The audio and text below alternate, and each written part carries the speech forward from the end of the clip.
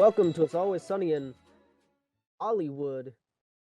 Bet you didn't see that coming, huh? Uh, Okay. Welcome to It's Always Sunny in Hollywood. Today we're going to be talking about Hindu films. Our first time going to that country, which is funny because I'm Indian, so a long time coming. I want you to introduce yourselves. I'm My Joe name Marks, is by the way. Patrick. And I'm Lugia. I don't know how we could make this Oh? clever. I don't either. Yeah, I don't know. How about we flip a coin? If it's heads, I go into the news. If it's tails, we don't. It's rigged anyway. They're both sides are heads, Spoilers. no Yeah, matter yeah, what. hey. Okay, I don't got much. Just rest in peace, Tony Bennett, legendary musician. We have not talked about Goodfellas in this episode yet, have we? Actually, I Not don't in this remember. episode. We just started it. No, I mean, have we talked about No, Goodfellas for the whole? we've not talked about Goodfellas. Okay, I've seen it before, but we haven't the talked about it. the song in the opening credits is one of Tony Bennett's songs. So yeah, rest in peace, Tony Bennett, legendary kind of jazz musician. Oh yeah, so I saw a couple movies in theaters this last 2 weeks. Is Not it Oppenheimer or Barbie. the war of Not the Oppenheimer. Yeah, it wasn't Oppenheimer or Barbie. I might see that. I don't know if I will, but yeah, I might. Have you guys seen either of those two? No. I saw both of them actually. You wanna give your brief thoughts? I wasn't planning on it, but sure. I'll be honest. I'm really only going to talk about Barbie because I just saw Oppenheimer yesterday, and like that's a lot to take in. So I'm not quite ready just yet to talk about it. But I did see Barbie twice, so I can give my brief thoughts on that. I thought it was okay. It wasn't great, Yeah, but I did I have heard it was fun with mixed it. too. Yeah, I've heard many mixed things about it. I heard like the Ken parts were really funny. Ryan Gosling proving that he's the best actor of all time. Yeah, did you think Ryan Gosling was funny? Oh, yeah, he was. No, the movie in general was funny. Oh, okay. So what's the part that I guess didn't click? The part that my biggest criticism with the movie is I feel like it's trying to do too much because, like, Mm. obviously it has a very strong feminist agenda, and that's fine. I don't have any problem with that. But it has like several other messages it wants to convey. It also wants to explain like how consumerism affects society and how society affects consumerism, and also like a bunch of other messages that they bring up but they don't really fully develop. So it feels like again a lot is happening but not a lot is being developed. But there was one message. I don't know how intentional this was, but a big message that I took away was a theme about growing up because a big element is a a big part of the story without going into spoilers is the subject of a mother and daughter relationship, and that affects Barbie in a certain way. And So she kind of starts like the Lego Movie in a sense. uh, a little bit. But what I got was a message about how as you grow up, your emotions get more complex and you don't exactly know what you want to do with yourself, and you feel societal pressure to try to figure that out. And you know, being a recent college graduate and not knowing what I want to do with myself, that really resonated with me. All right. I liked that message, but a lot of the other messages felt like they were just brought up and never really fully addressed. There were also some aspects of the world building that just didn't make sense, which I get it's an absurdist comedy, but at the same time, I'm like, how the hell does that work?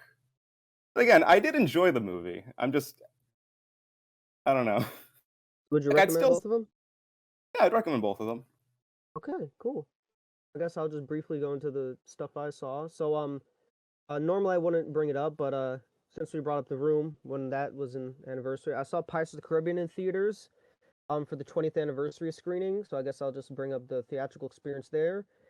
This is the only so I saw Pirates 2, 3, and 4 in theaters, but I never saw the first one, which surprising. I mean I've seen it, but I haven't seen it on the big screen.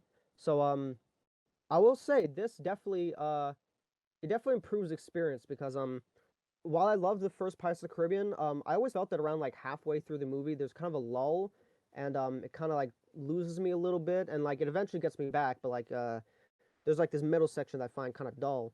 Um, but this time around, I didn't nearly feel it as much. I feel like it's just because of like the theater experience. I will say though, it did also kind of accentuate a little bit of problem I had, which is and this doesn't apply to sequels. It only applies to this first one, but it never quite. I don't think it really conveyed the scale the best. It never felt as big as it was trying to suggest it was because I felt like the camera was sometimes too close or framed just a bit too low. It often kind of felt like they were on a set. Like I could always feel the presence of a ceiling just because of the way how low they kind of shot it. It always felt like they literally like couldn't shoot higher because then you'd see like the top of the set. Um, but then again, like a lot of the action scenes were in like literal confined spaces. Like, if you look at the second movie, the big sword fight there is this giant wheel through like the jungle. And it's like going through so many locations. But the big sword fight here, it's in a cave, and then the earlier sword fight, it's inside like a shack. Is like, and there's a ton of like creative stuff there. Like they do a lot with the geography. But yeah. So but it definitely feels a lot smaller when like the sequels they felt kind of huge, like there's like a really massive world beyond the frame, but this felt like very tight. But overall it's still fantastic. It's got like an epicness to like Star Wars, but like it got more of like the thrills of Indiana Jones, and I'd argue it's probably a perfect blockbuster. Very tight like scripting too, because there's like so many double crosses upon double crosses, and obviously there's a reason why Jack Sparrow became one of the most iconic characters of all time. Just a perfect performance, electric. Lugia, have you seen any of the Pirates movies? So I think I've seen the first one as a kid a long time ago. I might have seen part of the third one on TV, although I never watched it fully, and I think it was the fifth one in theaters, and I don't remember much about it. I've seen actually, funny thing, I don't think I've actually seen any of them in full. But I do remember several instances watching parts of the second film, and I caught like the first hour of the third film once. Oh yeah, and I played through the Kingdom Oh, Hearts 2 world if that counts. It does little. So I would actually highly recommend the original trilogy, but none of the ones after the original trilogy. Just the ones directed by Gore Verbinski. I'll definitely say the second one. I personally think the second one's the best one, but a lot of people think it's messy. I don't really see it, but the third one I definitely do see it. It's pretty bloated. It's still like so well directed and has so much cool stuff, and like the actual climax is amazing that I think it's worth it. Um, but yeah, I'd say like the first one is probably like the tightest like script. Two though, it just like really ups the ante in such like a creative way, and I think it has some of the best action sequences of all time. So I'd highly recommend. Yeah, I'd highly recommend you check out the original trilogy one day. And I actually do have Pirates of the Caribbean 2 like on the recommendation list just because I really really love that one. But so we'll maybe talk about that someday in the future. another 2006 movie to add to the list. Yes. Anyway, it's now time to go to the land in the east, India. Naturally, I grew up with this movie. I actually have not seen that many Indian movies in my life, but Sholay is it's effectively the Star Wars of India. As like it's got nothing in common with Star Wars, but it's because it's the most popular defining film of Indian pop culture. Every Star Wars is just very blatantly the most famous American film. This is the most famous Indian film. And yeah, so naturally, my parents they showed me to this a few times growing up, and I've always appreciated it. But now that I'm finally getting to see this as an adult, I feel like I got a new level of appreciation, especially because now I'm more familiar with film as a whole. Out of Anyway, curiosity, what other Bollywood movies have you seen? so I've seen some movies from Shah Rukh Khan. Shah Rukh Khan is the most famous actor in Hollywood. He's like there actually isn't comparable. Like there is not an equivalent Hollywood actor because he's that famous. He's like imagine like Elvis at his prime or Michael Jackson's prime. That's like the level of fame he is in India. Hmm. So I've seen a couple of his movies. I'd highly recommend the Don films from him. What's funny is Don's a remake of a movie that the main character of this movie are in. But yeah, I'd recommend the Don movies because they're like Lugia will especially like them because imagine Face Off, but it was shot in a post-Matrix world. Oh, That's what Dawn is like.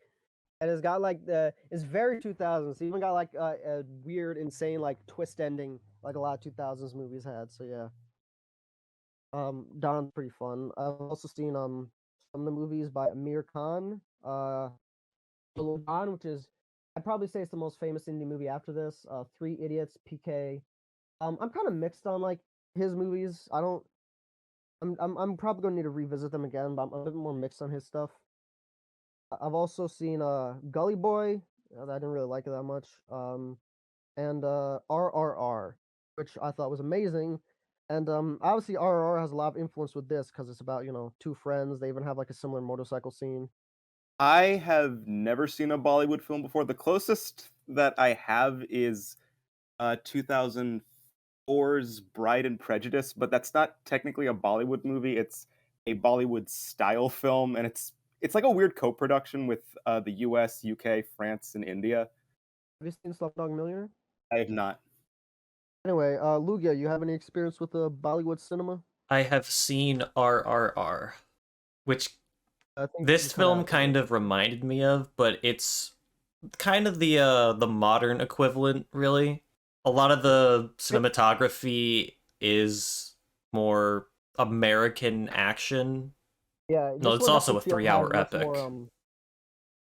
This is Yeah, they're also a both 3 hour 3-hour epics epic. about two buddies, but this one's definitely got a much more kind of classical Hollywood kind of shot to it when RRR like really goes like over the top and hype. Yeah. Anyway, let me briefly go into the plot and production. So it was released in 1975. It sold 250 million tickets worldwide and made a fuck ton of money in India. It's actually never really stopped running in India because the Hindu film market is a lot more similar to the American film market prior to new Hollywood. So it's very old Hollywood, as in like Lawrence of Arabia, Spartacus, Cleopatra, like all those like big epics that they take on the road show and they'd like run perpetually for years, like Gone with the Wind, stuff like that. That's kind of like how America used to run things, and then they stopped. But that never really stopped in India. Everything is still like these three big 3 hour epics that you go to the movie and like, it's this whole like giant experience. There's an intermission. Um, so they really wanted to make it feel big, and because they wanted to be your money's worth, get your money's worth out of it. But yeah, the film market's just kind of fundamentally a bit different. But that's not to say that it obviously still didn't take a lot of influence from like later Hollywood. So like you can kind of tell that this is like made in like a post kind of James Bond spaghetti western world, even though very much it feels like it's drawn the filmmaking, like the story and this kind of like the scale of everything is a lot more like films prior to those existing, which is I thought was an interesting mix. But anyway, this film is the highest grossing Indian film ever at the time, up until 1994. And it was also an overseas success in the Soviet Union. The film is a dacoit western, or sometimes called curry western.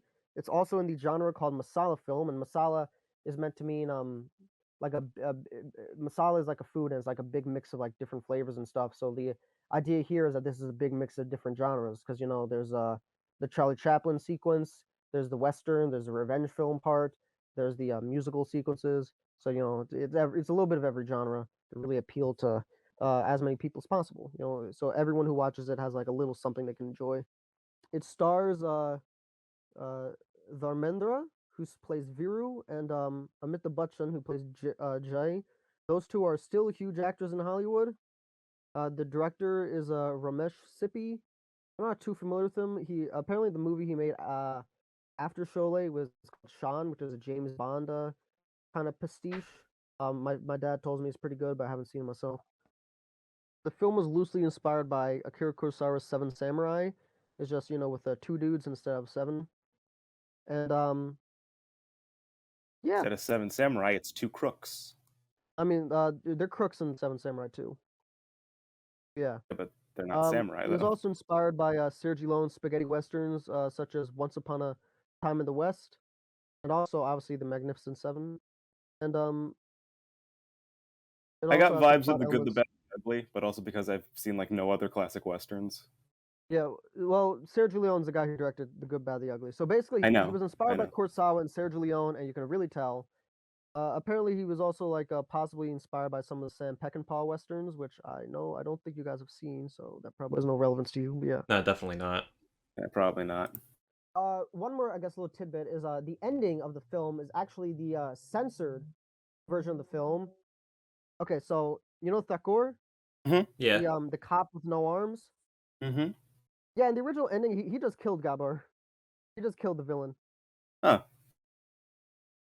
So the censor board was like, no, and yeah, and the original version was never it was never shown to the public until it had its British release on VHS in 1990.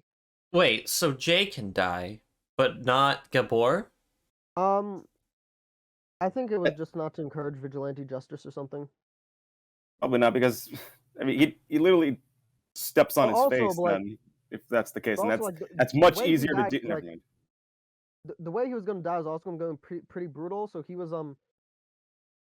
gonna nail him to the poles that Thakur cut his arms off, and then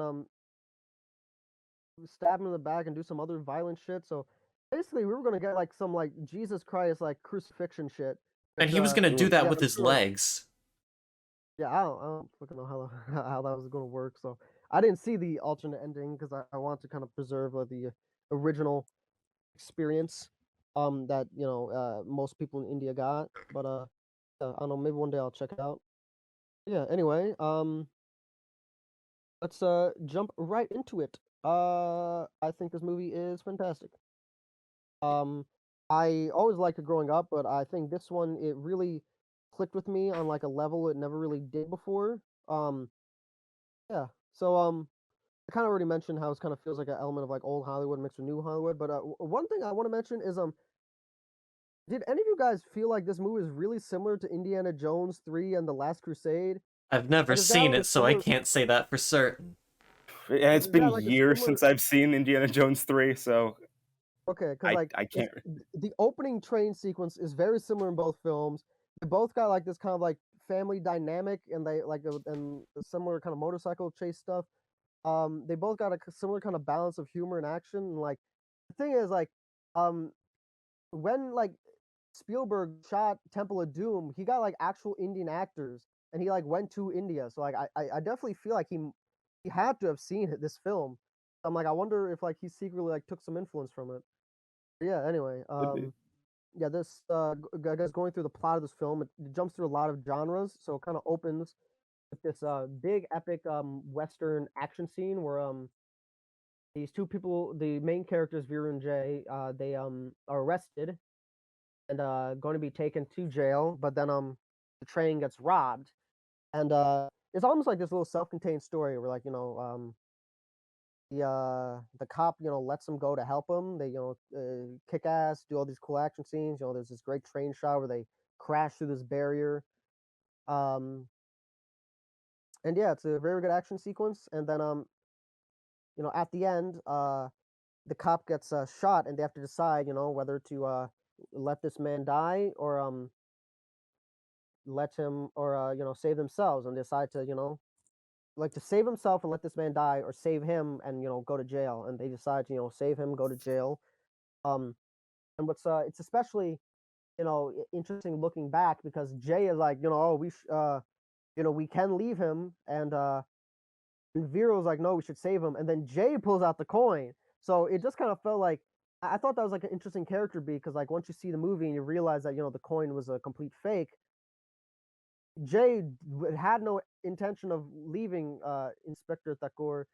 He just was trying to seem hard.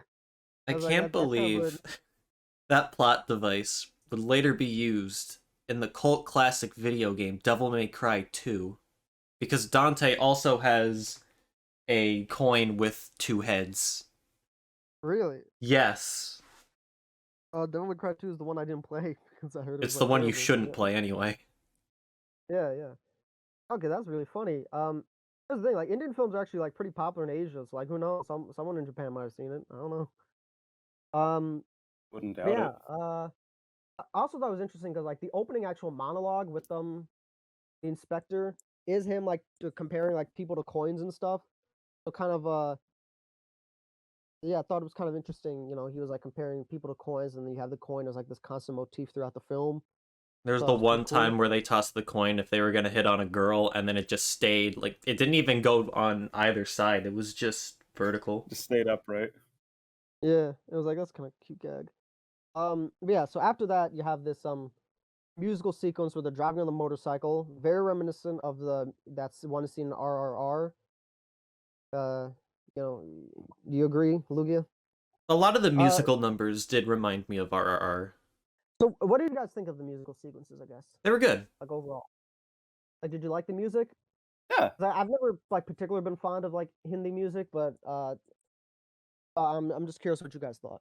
My only complaint, I it's liked not it. with the movie, but it's with the service I use. They don't have subtitles for the songs, Yeah, so you same can't here. understand what they're saying. Okay. I feel like the visual storytelling is still strong enough where you could kind of like get the idea of what's happening Yeah. though. Hmm.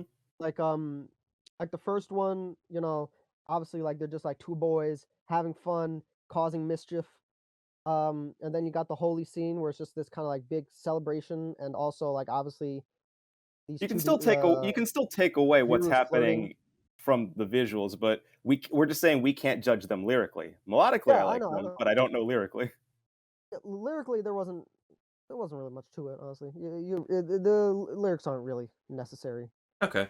So yeah, it's fine. I don't think you guys really I missed figured anything. I'd point that out anyway. But yeah. It was really funny. As a kid, I remember the comedy not landing with me as much, but I feel like it actually landed me a lot more this time. It was very like slapsticky, and also obviously, I fucking died laughing at the prison scene.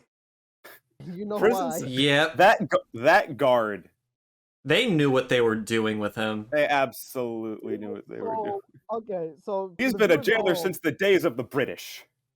okay, yeah. So basically, for the people at home who have not seen this movie, what happened is so they get arrested because they're doing this scam where they get arrested, then they break out and they collect like the reward money for their arrest.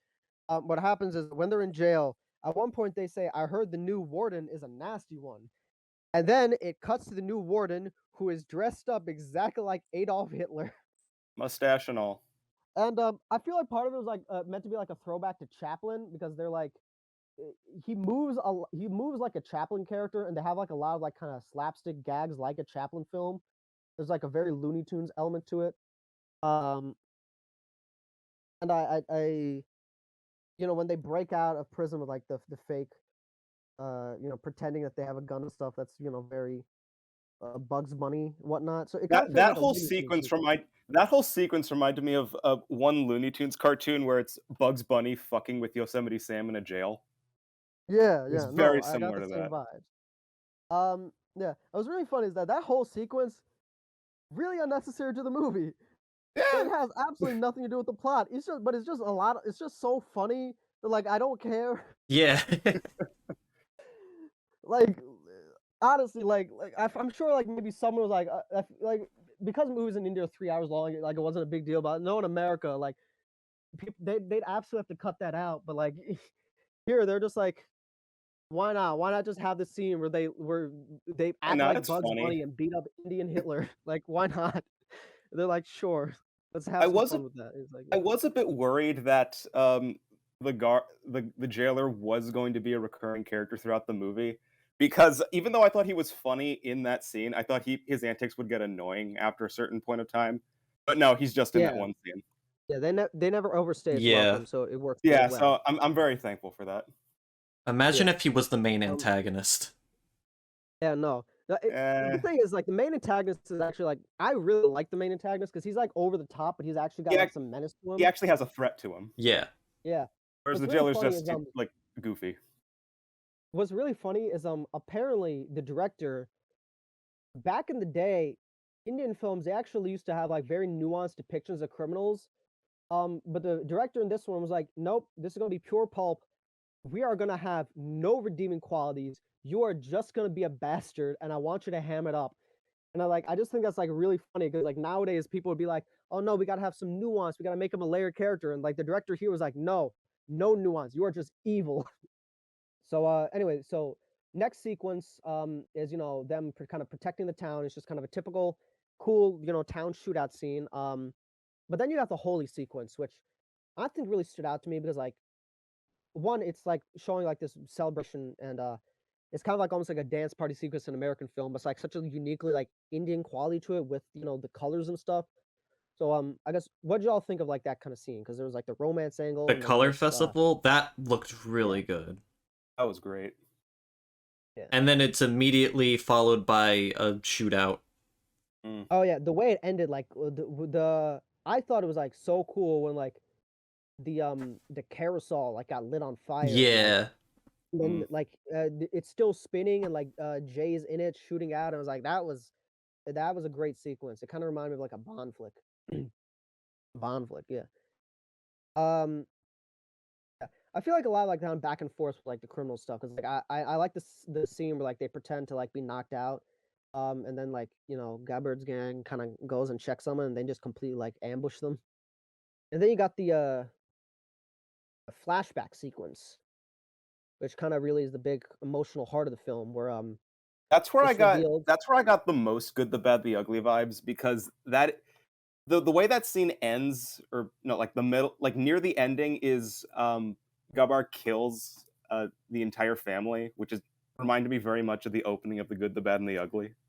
I kind of like how the kind of dramaticness of that, where like you see the bodies and the wind blows them, you don't see the last one, and he has to like slowly go to it, see that it's his child, and and then also the transitions with like uh his arms getting cut off and then like and how they translate how they use like the editing to kind of Actually, I want to back ask to the Lugia, present.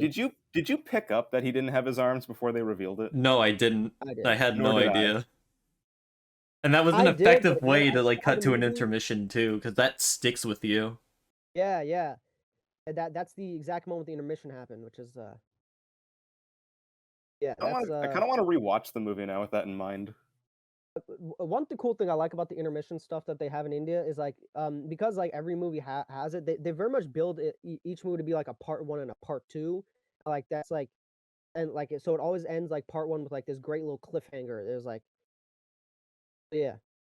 Um, let's see. What do you think of the romance? I'm gonna be honest. The romance was the weakest part of the film for me. I think it was just misplaced because going back to how Here's the part weird thing. one ends, like with that stinger of Thacker, that's his name, right? Yeah. Yeah, of his arms like being shown that they're cut off. Like that's effective. And then the beginning of part two is this whole relationship goose chase with Veru and Basanti. And it's like, okay, this feels tonally different and it feels like it should have been placed much earlier in the film. They had like a lot of chemistry, and I also like Jay and the Widow, their kind of thing. But probably like one of the more hit or miss parts of the film. I'm Because not like saying it's it should fun be and removed. the I scene think it together. should be placed Yeah. earlier on. Because I think what they Yeah. have is good. It's just after what we've seen already and what that leads to later on, it doesn't mesh well. My big thing, like Lugia, I don't think it should be removed. I do like aspects of it. My big criticism is with for one with Veru and Basanti, the way it ends is he will kill himself if she doesn't accept his marriage Exactly. offer. There's Yeah. like And there's then kind she's of like, like a "No, I'll marry you. All right, my suicide is canceled," and that's it. I'm like, yeah. You Okay." probably didn't need that part. There was like a very like kind of uncomfortable, like kind of dark comedy element to their whole dynamic. Um, but the way I took it is just like because like it's so clearly played for laughs, I didn't take it like too seriously, and I kind of felt like the more like substantive relationship was like Jay and the Widow, especially like with the tragic element that the ending later gives it. Um, Actually, it's kind of funny. So that element, that kind of that relationship, and also the fact that Gore got his arms cut off, it really reminded me of that this Sergio Corbucci movie, The Great Silence, which is, in my opinion, one of the greatest westerns of all time. So another western that this kind of reminds me of. Although I think the In Great regards to Silence. Jay and the Widow, I'm gonna be honest, I don't quite get it. I think it's It's just supposed this. to be a metaphor, like how stories can be incomplete. It's just something that can happen. I mean, Yeah, they explain her backstory. She used to be very fun, but I don't- they don't show what happened to change her.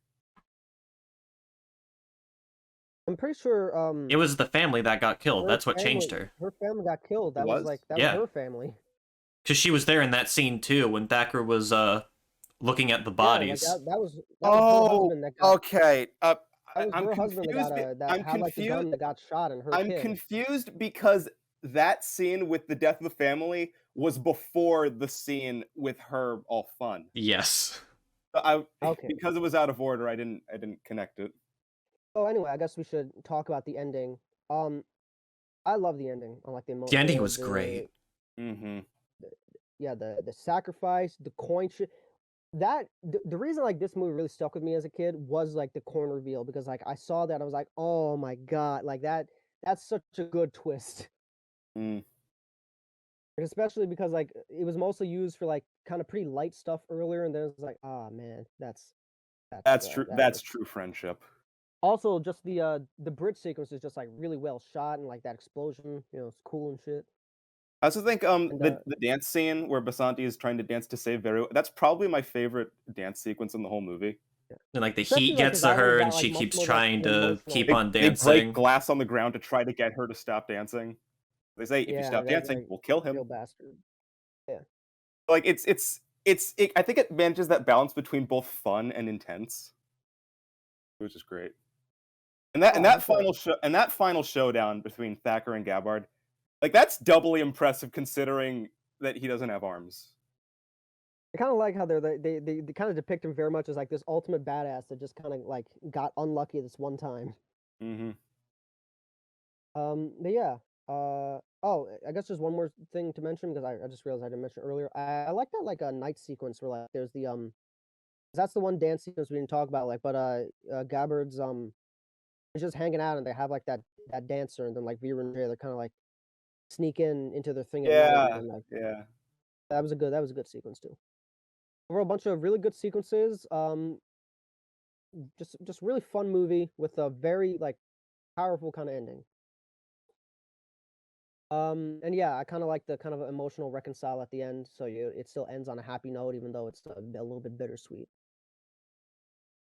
He especially because Jay died, so Viru could live happy with Basanti. So yeah, I felt like just overall just a really really fun movie, and if you've never seen Indian film before, I definitely recommend this or RRR. I feel like you're gonna have a good time. Yeah. Great score, great acting. Yeah, the acting is actually, so you guys probably wouldn't notice this because you haven't seen other Indian films, but a lot of the acting in movies prior to this were a lot more theatrical, like old Hollywood, like how if you watch like Sing in the Rain, it's got like more of like see, and like this over the top thing. That's what Indian films are like. This was the first movie where like they kind of went for the more naturalistic thing. Amitabh Bachchan, he's kind of like Marlon Brando, where like he had this sort of naturalistic approach that kind of revolutionized acting. But yeah, overall, highly recommend this film. 2 thumbs up.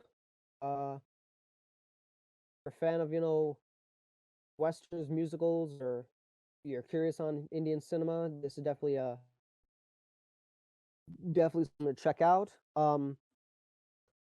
This is a Bollywood film, by the way, actually, because there's actually multiple film industries in India. RRR is technically not a Bollywood film; it's a Tollywood film. It's Oh, from really? Telugu. Yeah. I didn't know that. Hmm. Okay, so It's I just guess this is my Sholay is just first Bollywood film. yes, it technically is. Yeah. This is just like the biggest film in India as a whole, though. So obviously, its influence bled to like all the industries, but like Telugu in particular has that kind of like over the top thing. Bollywood films are actually got a very similar kind of grounded, naturalistic directing style to Hollywood. So Tollywood's the one that goes kind of over the top and leans a bit more into like the Hong Kong wuxia stuff. But yeah, there's also the Tamil film industry. I forgot what that one's called. I haven't seen anything from there, so I can't comment.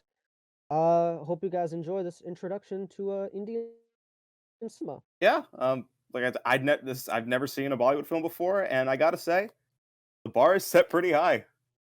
Yeah. Who knows? Maybe down the line, if I find one that really clicks, I'll recommend it again. But who knows? A couple things I would change here and there about this movie, but all in all, it was really good. Mm-hmm. Actually, that reminds me. Have you seen that movie Gandhi with Ben Kingsley? No. Okay. So that's just like that's a Western-made biopic about Gandhi. But I do want to mention it because I'm pretty sure that movie has an intermission too, and so I kind of find it just kind of funny how like it's not an Indian production, but like they did kind of want to give it sort of a Bollywood feel to it a bit. But yeah. Anyway, recommendation. Lugia, your turn. Alright, so we had our fun in India, but now we need to go back to the good old United States. Okay. Home of a certain archetype that every male strives to be, Sigma. Because next time, we're going to be talking about American Psycho. Ah. With the literally me character of all time.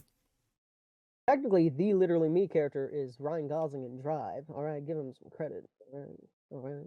This is the Sigma male character, which is two similar archetypes, but they're different. Elaborate. This is the quintessential.